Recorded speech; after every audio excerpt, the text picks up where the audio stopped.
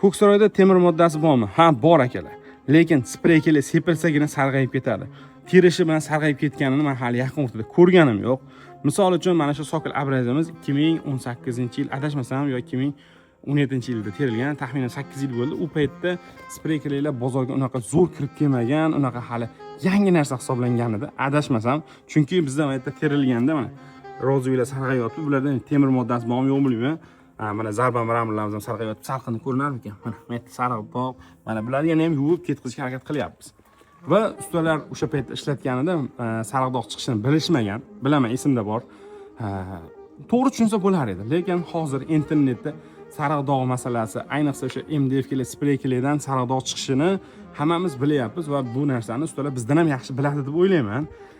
Chunki internetda bot bu narsalarga ro'para bo'lyapmiz.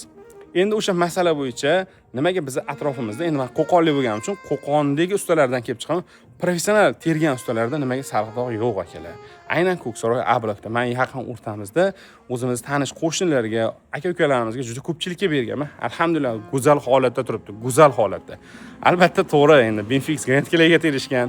Binfix grantlar chokidan o'zidan toshga hech qanaqangi asorat, dog' chiqarmaydi. Albatta ular professional yechim qilib Binfix grantlarga terishgan. To'g'ri, MDF sprey kelayga nisbatan 1-2 kun ishlari cho'zilib qolishi mumkin ustalarda. Lekin o'sha 1-2 kunda hisobiga ishlari sifatli bo'ladi va klientlar orasida o'ziga yarasha yaxshi tomonga mavqelari oshadi va narxlari ham oshishiga sababchi bo'ladi. O'sha 1-2 kun qizg'onmen, iltimos hurmatli usta akalar, va professional yechim bo'ladi.